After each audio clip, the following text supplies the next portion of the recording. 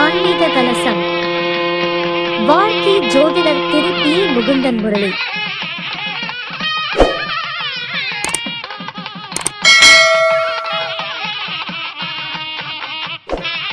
இருக்கக்கூடிய கோவிந்தராஜ் ஐயா அவர்கள் இப்பொழுது பேச வருமாறு அன்போடு கேட்டுக்கொள்கின்றோம்.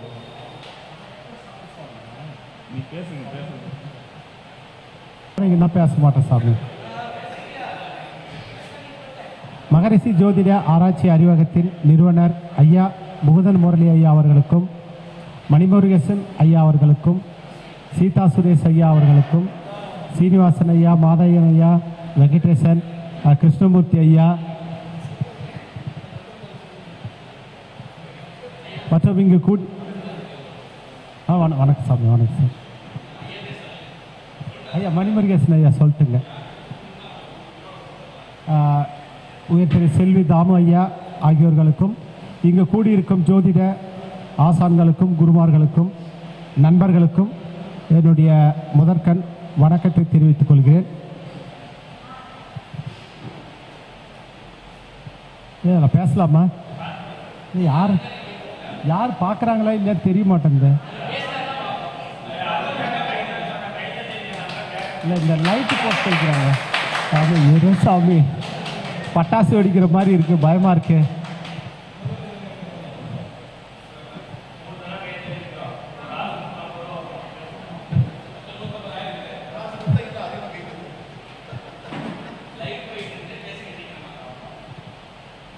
இன்னைக்கு நாம பார்க்கக்கூடிய தலைப்பு கரணம், அதாவது பஞ்ச அங்கங்கள் என்று சொல்லக்கூடிய நாள், நட்சத்திரம், திதி, யோகம், கரணம். ஆக அஞ்சாவதாக வரக்கூடிய இந்த கரணத்தை பற்றி தான் இன்று பார்க்க போகிறோம்.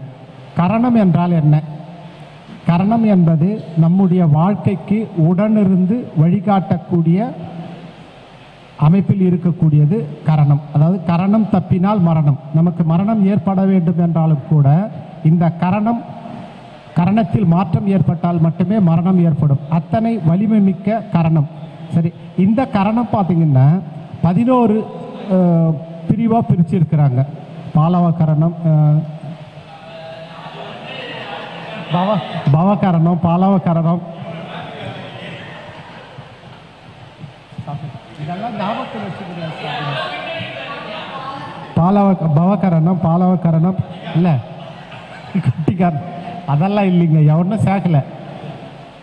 கௌலவ கரணம், தைத்துள்ளம், கரசை, வணிசை, பத்திரை, சகுனி, சதுஸ்பாதம், நாகவம், கிம்துக்கணம் அப்படின்னு ஒரு 11 கரணங்களை வந்து குறிப்பிடப்பட்டிருக்கும். நம்ம எல்லாருமே சொல்லுங்க. அதுதான் தெரியலையே, அதுதான் தெரியாததுனால தான் எல்லா கரணத்தையும் பற்றி சொல்லிட்டு வருங்க. இப்போ நாம எல்லாருமே இந்த 11 கரணங்கள்ல ஏதாவது அவங்க 2 பேர் மட்டும் தனியா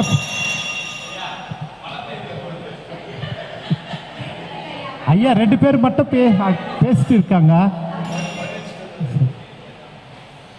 இந்த மண்ணில் பிறந்த எல்லாருமே பார்த்தோம்னா ஏதாவது ஒரு கரணத்தில் வந்து பிறந்திருப்போம். அப்போ இந்த பஞ்ச அங்கங்களினுடைய அடிப்படையில் தான் நம்முடைய வாழ்க்கையும் உடலும் மனமும் செயல்படுது.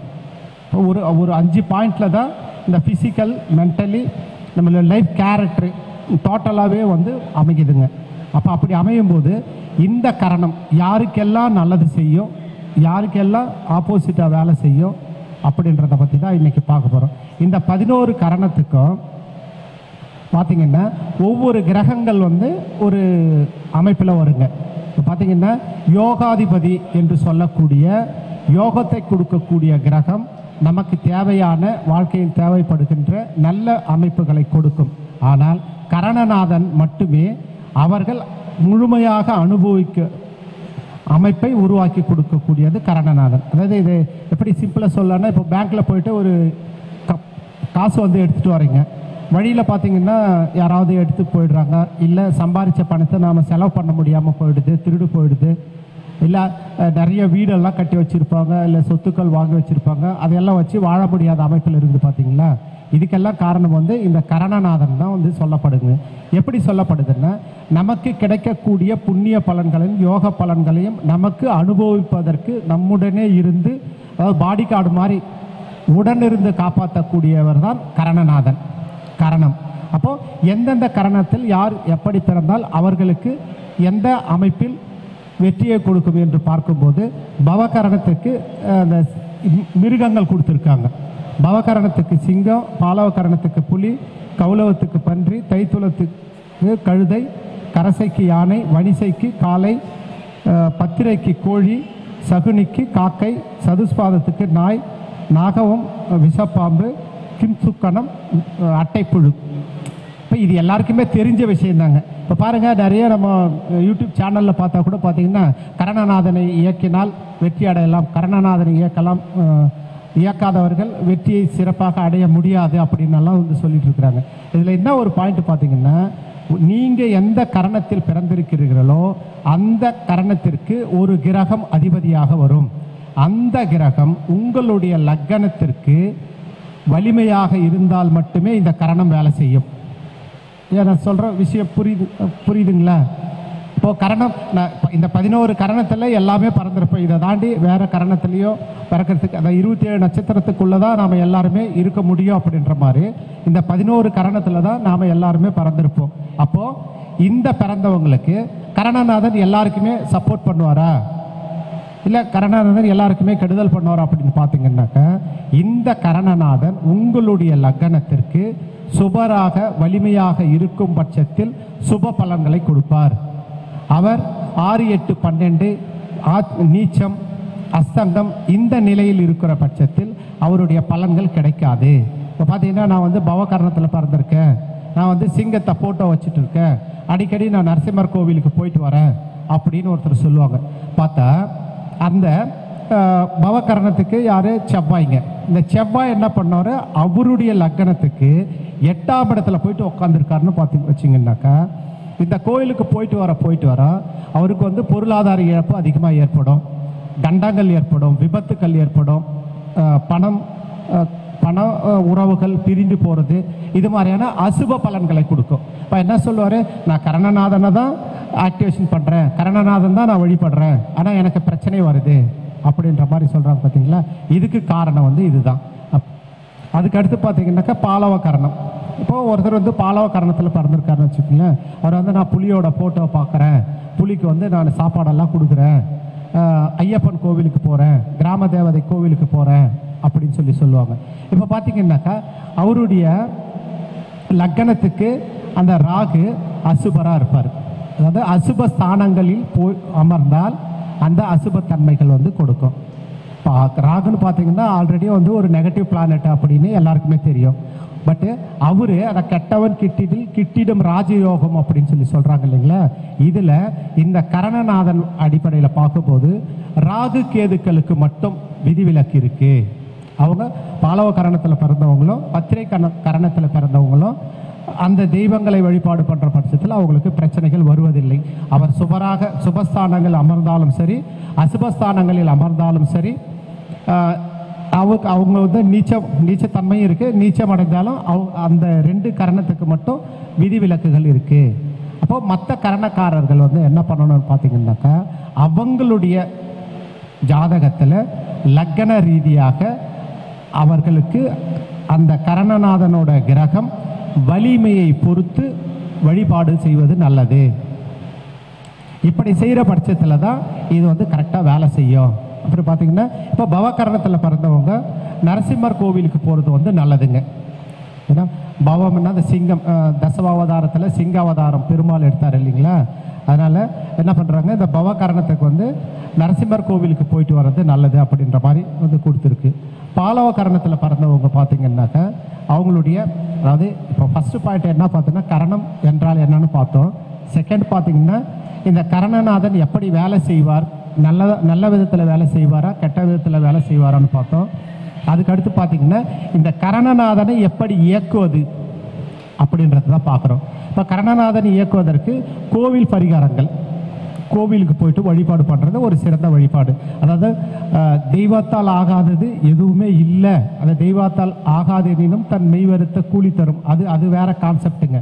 ஆனால் இறைவனால் மட்டுமே எல்லா உயிர்களுக்கும் இன்பத்தை தரக்கூடிய விஷயத்தை கொடுக்க முடியும். மற்ற எந்த ஒரு விஷயத்திலையும் நமக்கு நன்மையை மட்டுமே கொடுக்கக்கூடிய அமைப்பு கிடையாது அப்படின்ற மாதிரி கொடுத்துருக்கு. அப்போது பவகரணத்தில் பிறந்தவங்க என்ன பண்ணணுன்னா நரசிம்மர் கோவிலுக்கு போயிட்டு வழிபாடு பண்ணிட்டு வர்றது நல்லது.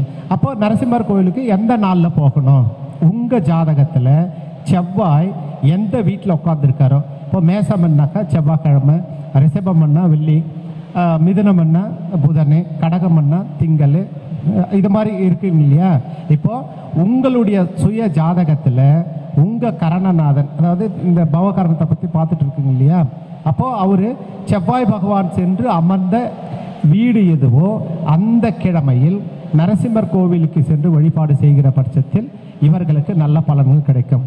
ஆனால் ஒரு விதிவிலக்கு என்னவென்றால், அந்த செவ்வாய் கிரகம் அவருடைய ஜாதகத்தில் நல்ல வலிமையில் இருக்க வேண்டும். வலிமையில் இல்லாமல் சென்று வழிபட்டால் பாதிப்புகளே நிச்சயம் கிடைக்கும். கரணநாதன் எப்பொழுதும் நல்லதை மட்டுமே செய்யும் என்பதில்லை, நன்மையும் தீமையும் மாறி மாறி செய்யும். அதாவது நட்சத்திரங்களாக இருக்கட்டும், கிரகங்களாக இருக்கட்டும், அதாவது ஜோதிடத்தில் நன்மை மட்டுமே செய்யக்கூடியது, தீமை மட்டுமே செய்யக்கூடியது என்று இல்லவே இல்லை. நன்மையும் தீமையும் இரண்டும் கலந்து செய்யக்கூடியது தான் கிரகங்கள். அது அவர்களுடைய ஜாதக அமைப்பினை பொறுத்து மாறுபடுகிறது. அதுக்கு அடுத்து பார்த்தீங்கன்னா பாலவகரணம். இப்போ பாலவகரணத்துக்கு வந்து பார்த்தீங்கன்னாக்கா ராகு பகவான் வராரு. அப்போது ராகு உங்களுடைய சுய ஜாதகத்தில் எந்த வீட்டில் அமர்ந்திருக்கிறாரோ, எந்த கிழமையில் அமைந்திருக்கிறாரோ அந்த கிழமைகளில் சென்று ஐயப்பன் கோவில் வழிபாடு மற்றும் கிராம காவல் தெய்வங்கள் என்று குறிப்பிடப்படுகின்ற அந்த கிராம தேவதைகள் கோவிலுக்கு சென்று வழிபாடு செய்து வருவது நன்மை அளிக்கும். அதற்கடுத்து கௌலவ கரணத்தில் பிறந்தவர்கள் பார்த்தீங்கன்னாக்கா சனி பகவான். இப்போ சனி உங்களுடைய சனி பகவான் உங்களுடைய ஜாதகத்தில் எந்த வீட்டில் அவர் போய் மேசத்தில் உட்காரலாம், இல்லை ரிஷபத்தில் இருக்கலாம், இல்லை கன்னியில் இருக்கலாம், இல்லை தனுசில் இருக்கலாம், எங்கே வேணா இருந்துட்டு போகலாம். அப்போது அந்த கிழமை, அதாவது ஒரு வீட்டிற்கும் ஒரு கிழமை குறிப்பிடப்பட்டிருக்குது. அந்த கிழமைகளில் சென்று வராகமூர்த்தியை வழிபாடு செய்வதால் இந்த கௌலவ கரணத்தில் பிறந்தவர்களுக்கு நன்மைகள் கிடைக்கும். தைத்துளம் கரணத்தில் பிறந்தவர்கள் பார்த்தீங்கன்னாக்கா தைத்துளை கரணத்திற்கு வந்து சுக்கிரன் வந்து கிரகமாக வருதுங்க. அப்போது சுக்கிரன் அப்படின்னும் போது வெள்ளிக்கிழமை எடுத்துக்கலாம், சரிங்களா? இப்போ பார்த்தீங்கன்னா செவ்வாய் கிரகமாக வரதுனால செவ்வாய்க்கிழமையில் போகலாம், தப்பில்லை. ஆனால் ஒரு கிரகம் தன்னுடைய பலன்களை தான் இருக்கின்ற இடத்திலிருந்தே செய்யும் என்பதனால் அந்த கிரகம் அமர்ந்த இடத்திற்குண்டான கிழமையில் செய்வது நல்லது. அப்போ பார்த்தீங்கன்னா தைத்துளை கரணத்தில் பிறந்தவர்கள் ஜேஷ்டா தேவி, இது வந்து இங்கே காஞ்சிபுரம் பக்கத்தில் பெருநகர்ன்ற ஒரு இடத்துல இருக்குது. மற்ற நிறைய கோவிலில் ஜேஷ்டா தேவி பிரதிஷ்டை பண்ணி வச்சுருக்காங்க. அந்த ஜேஷ்டா தேவியை போயிட்டு வழிபாடு பண்ணுற பட்சத்தில் இந்த தைத்துளை கரணத்தில் பிறந்தவங்களுக்கு நல்ல யோக பலன்கள் கிடைப்பதற்கு வாய்ப்புகள் இருக்குது. அதுக்கடுத்து கரசை கரணத்தில் பிறந்தவர்கள், கரசை கரணத்திற்கு வந்து சந்திரன் அதிபதியாக கொடுக்கப்பட்டிருக்கு. அந்த சந்திரன் போது திங்கட்கிழமை நாட்கள். அது மட்டும் அல்லாமல் அந்த கிரகம் அமர்ந்த வீடு எதுவோ அந்த கிழமையே உத்தமமானது. இப்போ பாருங்கள், எல்லா கிரகத்துக்கும் ஒரு கிழமை இருக்குது. பட்டு அந்த கிரகம் எங்கே போயிட்டு, இப்போ லக்னாதிபதி 2ஆம் அதிபதி போயிட்டு என்ன பண்ணுறாருன்னாக்கா தனுசு வீட்டில் உட்கார்றாருன்னாக்கா 2ஆம் அதிபதி ரிஷபமாக இருக்கலாம், சரிங்களா? அப்போ சுக்கிரன் தனுசில் உட்கார்றாருன்னும் போது இந்த 2ஆம் இடத்தினுடைய பலன்கள் தனம், குடும்ப, வாக்கு ஸ்தானத்தை எங்கேருந்து செயல்படுத்துவார்னு பார்த்தீங்கன்னா அவர் தனுசு வீட்டு மூலயமா தான் செயல்படுத்துவார். அப்போ சுக்கிரனுக்கு வழிபாடு பண்ணுற பட்சத்தில் அவர் உட்காந்துருக்கிறது தனுசு வீடுன்னா அந்த வேலைக்கிழமை நாட்களில் போயிட்டு வழிபாடு பண்ணுறது தான் நன்மையை கொடுக்கும். அதுக்கடுத்து பார்த்திங்கன்னா வணிசை கரணம். வணிசை கரணத்துக்கு வந்து சூரிய பகவான் வந்து கிரகமாக கொடுத்துருக்கு. அப்போது இதுக்கு வந்து நந்தி பகவான், அதான் பிரதோஷம் மாதத்துக்கு ஒரு நாள் வந்து நந்தி பிரதோஷம் வருது இல்லைங்களா? வருது சாமி. இல்லை, முக்கியமாக ஒரு நாள் தான் எங்கள் ஊரில் கொண்டாடுறாங்க. அதில் வந்து சனிக்கிழமை வர பிரதோஷம் வந்து ரொம்ப உகந்த நல்லதாக வந்து சொல்கிறாங்க. அப்போ பார்த்தீங்கன்னாக்கா இந்த வணிசை கரணத்தில் பிறந்தவர்கள் வந்து பார்த்தீங்கன்னாக்கா நந்தி தேவர் வழிபாடு பண்ணுறது வந்து நல்லதுங்க. அவங்க சிம்பிளாக பயன்படுத்தக்கூடியது காலை. இப்போ பார்த்தீங்கன்னா எண்ணெய் பாரு யோகம் வரும்னு ஒரு போட்டோலாம் மாட்டி வச்சுருப்பாங்க ஒரு சிலர். அது என்ன பண்ணோம், அவர் மாட்டி வச்சுருக்காரு, அவர் நல்லா இருக்கிறாரு, நாமளும் அதே எடுத்து மாட்டிக்கலாம் அப்படின்ற மாதிரி மாட்டிக்கிறோம். அப்படி இல்லை, அது அந்த கரணத்தில், அதாவது தைத்துளம் கரணத்தில் பிறந்தவங்களுக்கு மட்டும்தான் அந்த எண்ணெய் பாரு யோகம் வரணும். அந்த கழுதை படம் வந்து சப்போர்ட் பண்ணும், மற்றவங்களுக்கு வந்து சப்போர்ட் பண்ணாது. சரிங்களா? அதுக்கடுத்து வணிசை கரணம் நந்தி தேவர் பார்த்துட்டோம். பத்திரை கரணம். பத்திரை கரணத்தோட கிரகம் யார் பார்த்தீங்கன்னாக்கா கேது பகவான். அதான் பத்திரை அப்படின்னாலே திருச்செந்தூரை குறிப்பிடும். திருச்செந்தூரில் இருக்கிற முருகப்பெருமானோட கோவிலுக்கு உங்களுடைய சுய ஜாதகத்தில் கேது எங்கு அமர்ந்திருக்கிறாரோ அந்த கிழமைகள் சென்று வழிபாடு செய்கிற பட்சத்தில் இந்த பத்திரை கரணத்தில் பிறந்தவர்களுக்கு சுபத்தன்மைகள் கிடைக்கும். அதற்கடுத்து சகுனி கரணம்.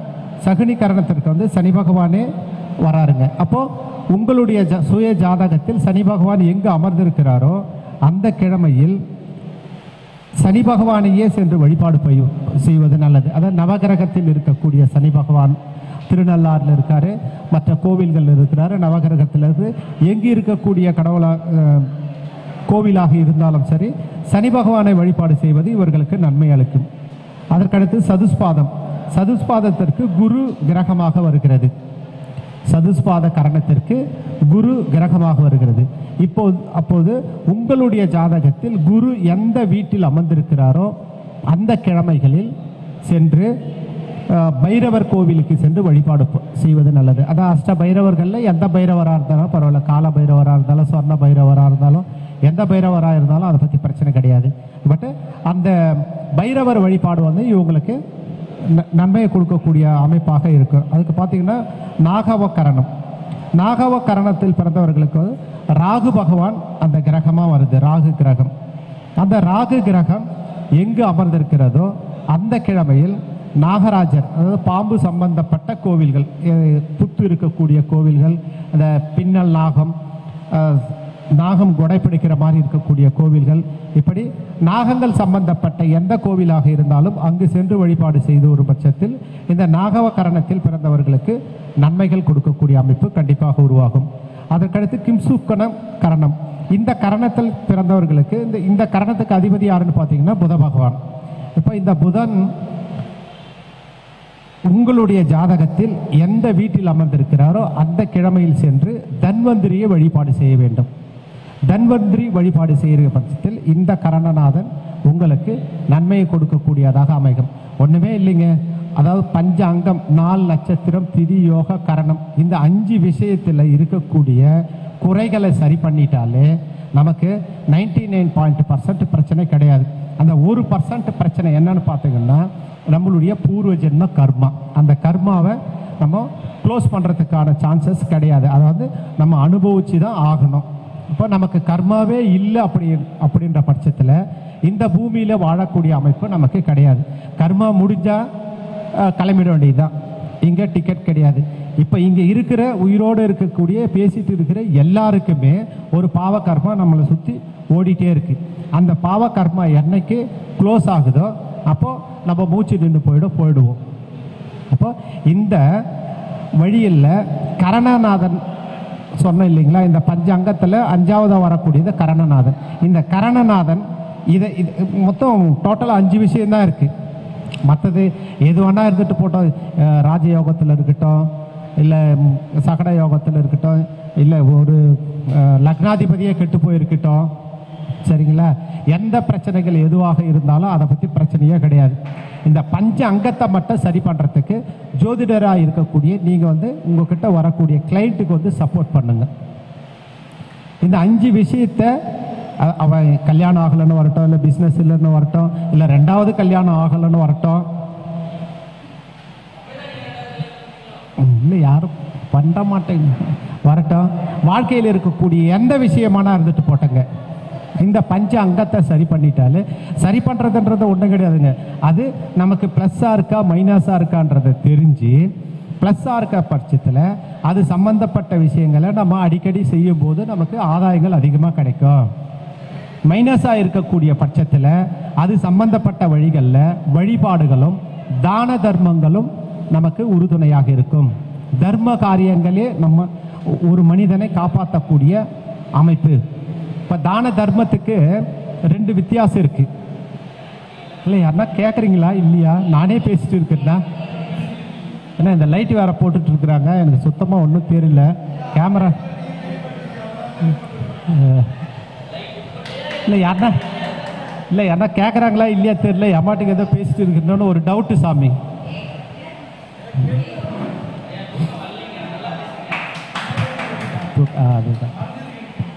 இப்போ நம்மோட பிரச்சனைகளை சரி செஞ்சுட்டு சந்தோஷமா வாழறதுக்கு இந்த பஞ்ச அங்கத்தை பயன்படுத்துங்கள். 2வது ஒரு விஷயம் என்னன்னா தான தர்மங்கள் செய்வது. இப்போ தானம் தர்மம் ஏன் இது 2 விஷயமா சொல்றாங்க அப்படின்னு பார்க்கும்போது தானத்துக்கும் தர்மத்துக்கும் வித்தியாசங்கள் இருக்குது. மகாபாரதத்தில் சூரியபுத்திரன் தானே கர்ணன் எழுதி வச்சிருக்காருங்க ஐயா. வால்மீகி எழுதினார், அதுக்கப்புறம் கம்பர் எழுதினாரு. நான்லாம் பார்க்கலைங்க ஐயா. சரி, எனக்கு தெரியாது, எழுதுனதுல படிச்சது. கர்ணன் வந்து நிறைய தான தர்மங்கள் செஞ்சாருன்னு கேள்விப்பட்டிருப்பீங்க இல்லையா ராமாயணத்தில். அவரு கரணம் வேற, கர்ணன் அது ஒரு கேரக்டருங்க ஐயா. மகாபாரதத்தில் துரியோதனன், கர்ணன், பீமன், நகுலன், சகாதேவன், கிருஷ்ணர், சுக்லாச்சாரி, துரோணாச்சாரி, இப்படி நல்லா நிறைய பேர் இருக்காங்க ஐயா. சரிங்க. அப்போ அதில் பார்த்தீங்கன்னா கர்ணன் அப்படின்ற துரியோதனனோட ஃப்ரெண்டுங்க. அவர் என்ன பண்ணுறாரு, நிறைய தானங்கள் கொடுக்குறாரு. கொடுத்த பிறகு பார்த்தீங்கன்னா அந்த போரில் வந்து அவர் சாகடிச்சிடுறாரு. இந்த கர்ணன் யாருன்னு பார்த்தீங்கன்னா சூரியனோட பையன், சூரியனோட அம்சத்தில் பிறந்த ஒரு பையன். அவர் எப்படி சூரியனோட பையனாக வந்தார்? வச்சு டீ கொடுத்தாரு, காலி பண்ணுறதை வச்சு ஐயான்னு. அந்த சூரியனோட அம்சத்தில் வந்து பிறந்தாரு. அப்போ தன்னுடைய மகன் வந்து இவ்வளோ தான தர்மங்கள் செய்கிற பட்சத்தில் எப்படி கொல்லப்படுறாரு? இப்போ தர்மம் தலை காக்கும் அப்படின்னு சொல்லிட்டு சொல்கிறாங்க. ஒருத்தர் நம்ம செய்யக்கூடிய தான தர்மங்கள் நம்மளுடைய உயிரை வந்து காப்பாற்றும், நமக்கு பிரச்சனையிலிருந்து காப்பாற்றும் அப்படின்ற மாதிரி சொல்கிறாங்க. அப்போது என் பையன் வந்து நிறைய தான தர்மங்கள் செஞ்சான் இல்லையா, இவனை எப்படி கொன்னுட்டாங்க, இது தப்பு இல்லையா அப்படின்னு சூரியனுக்கு கன்ஃபியூஷன் ஆகிடுது. அப்போ வந்து சிவபெருமான் வராரு. சிவபெருமான் வந்துட்டு என்ன பண்ணுறாரு, ஏன் இப்படி கன்ஃபியூஷனாக இருக்குது அப்படின்னு கேட்கும்போது, இல்லை சாமி, தான தர்மங்கள் செய்கிற பட்சத்தில், அதாவது தர்மம் செய்கிற பட்சத்தில், தானம் செய்கிற பட்சத்தில் அவங்கள கொல்ல முடியாதா, அவங்களுக்கு உயிர் பிரியாதுன்றது எல்லாருக்குமே தெரிஞ்ச விஷயம். ஆனால் என் பையனை கொன்னுட்டிங்க இல்லையா, அவன் நிறைய தான தர்மங்கள் செஞ்சான் இல்லையா, அவனை எப்படி கொன்னீங்க அப்படின்ற மாதிரி, அவன் செஞ்ச தான தர்மத்தை கொடுத்துட்டானே அப்படின்ற மாதிரி சொல்கிறாங்க. அப்போது கொடுத்தாலும் அந்த செஞ்ச புண்ணியத்தை ஒருத்தர் கொடுத்தாலும் அதில் ஒரு புண்ணியம் வரும் இல்லையா, அதுவும் இருக்கு இல்லையா அப்படின்னு கேட்குறாரு. அதுக்கப்புறம் தான் ஒரு விளக்கம் கொடுக்குறாரு. தானம் தர்மம் இது 2த்துக்கும் வித்தியாசம் இருக்கு. ஒருத்தர் எனக்கு இது வேணும் அப்படின்னு சொல்லிட்டு கேட்குற பட்சத்தில் கேட்டு கொடுத்தாக்கா அதுக்கு பேர் வந்து தானம். பாயிண்ட் புரியுதுங்களா மேடம்? நீங்கள் என்கிட்ட ஒன்று கேட்க, இந்த பேப்பர் கொடுங்க சார்ன்னு சொல்லிட்டு கேட்டு இந்த பேப்பரை உங்களை கொடுத்துருனாக்கா இது வந்து தானம். உங்களுக்கு என்ன தேவைப்படுதுன்றத பார்த்து நீங்கள் கேட்காமலேயே கொடுக்கறதுக்கு பேர் தர்மம்.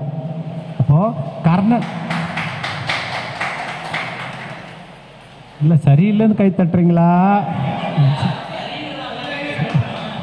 இப்போ என்ன பண்ணுறாங்க, நான் தான தர்மம் பண்ணுறேன் தான். இப்போ என்ன பண்ணுவார், நிறைய பேர் என்கிட்ட காசு கேட்டு வராங்க, ட்ரெஸ்ஸு கேட்டு வராங்க, அவங்களுக்கெல்லாம் நான் நிறைய கொடுத்துட்டே இருக்கிறேன், அதனால் எனக்கு என் லைஃப் சரியில்லை அப்படின்னு சொல்கிறாங்க. பார்த்தீங்களா, ஒருத்தர் கேட்டு கொடுக்கக்கூடாது. இப்போ நம்ம வீட்டுக்கு வந்து ஒரு கெஸ்ட்டு வராங்கன்னாக்கா கொஞ்சம் தண்ணி கொடுங்க குடிக்கலான்னு சொல்லிட்டு அவங்க கேட்ட பிறகு கொடுக்குறது வந்து அது நாகரிகம் கிடையாது.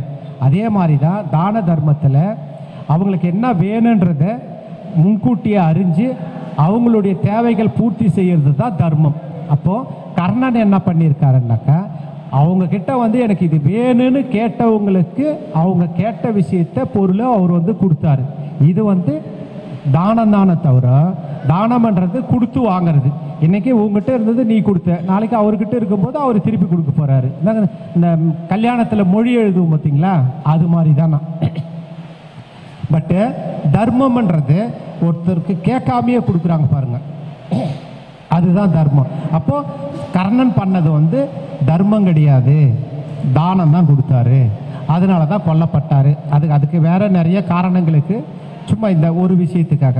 அப்போ இந்த கரணநாதன் உங்களுக்கு சரியான வகையில் செயல்படணும் அப்படின்ற பட்சத்தில் உங்களுடைய ஜாதகத்தில் கரணநாதன் வலிமையை பாருங்க.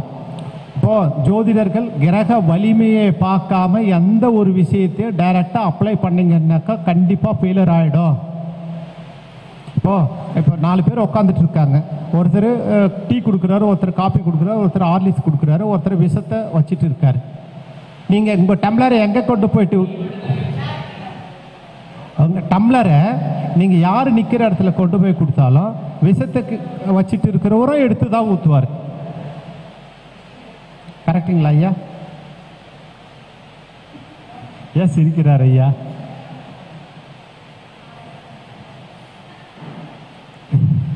ஏன் சாமி? இல்லை, நான் எதுவும் தப்பாக பேசிட்டு இருக்கேன்னா? இல்லை, அவங்க 2 பேரும் ஒரு மாதிரியா பார்க்குறாங்களே. ஓ அப்படியா? ஓ, தண்டபத்திரம் இப்படி வெடிச்சிடும் அப்படி சொல்கிறாங்களா? அதுவா? இப்போ பார்த்தீங்கன்னா இந்த கரணநாதனை உங்களுடைய ஜாதகத்தில் கிரக வலிமையை பொறுத்து இயக்குங்கள். இதுதான் நான் கேட்டுக்கிற ஃபர்ஸ்ட் பாயிண்ட்.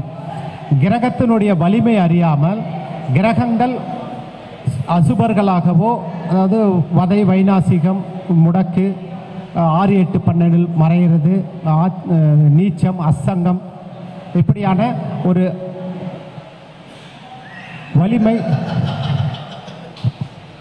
வலிமை குறைவாக இருக்கிற பட்சத்தில் இந்த கரணநாதன் இயக்கினால் உங்களுக்கு பிரச்சனைகளே அதிகமாக வரும். அதாவது நல்லதாங்க, 5 பேர் நின்றுட்டு இருக்காங்க, நீங்கள் விஷம் இருக்கிற இடத்துல போயிட்டு கேட்டிங்கன்னா அந்த விஷத்தை கொடுப்பாங்க. அவரே வந்து ஹார்லிக்ஸ் கொடுக்குற இடத்துல இருந்தாக்கா ஹார்லிக்ஸ் கொடுப்பாரு. அப்போ உங்கள் ஜாதகத்தில் அவர் விஷத்தை கொடுக்கக்கூடிய இடத்துல, அதாவது கெட்டது செய்யக்கூடிய இடத்துல இருக்காரா, நல்லது செய்யக்கூடிய இடத்துல இருக்காரான்றத ஒரு முறை செக் பண்ணிவிட்டு இந்த கரணநாதனை இயக்குங்கள். கரணநாதன் இப்போது நம்ம ஜெயலலிதா அம்மா, விஐபிங்கெல்லாம் இருக்காங்க பாருங்கள், துப்பாக்கி வச்சுட்டு 2 பேர் கூடவே வருவாங்க பார்த்தீங்களா? அது மாதிரி இந்த கரணநாதன்ற ஒரு பார்த்தீங்கன்னாக்கா நம்ம பிறக்கிறதுலேருந்து நம்மளுடைய உயிர் பிரிகிற வரைக்கும் நம்ம கூடவே வந்து காடாக இருக்கக்கூடிய ஆள். பார்த்தீங்கன்னா சம்பளம் கொடுத்தா தான் இன்றைக்கி எல்லாம் வேலைக்கு செய்கிறாங்க. சம்பளமே கொடுக்காம இந்த கரணநாதன் வந்து நமக்கு அந்தளவுக்கு சப்போர்ட் பண்ணுறாருன்னும் போது அவரை இன்னும் நமக்கு சாதகமாக மாற்றிக்கிட்டோம்னா நம்மளுடைய வாழ்க்கை வந்து ரொம்ப பெட்டராக இருக்கும் அப்படின்றத சொல்லிட்டு இன்னொரு ஒரு பாயிண்ட்டை மட்டும் சொல்கிறேங்க. இந்த பிரேத தோஷம், மாந்தி தோஷம் அப்படின்னு சொல்லிட்டு சொல்கிறேன் இல்லைங்களா?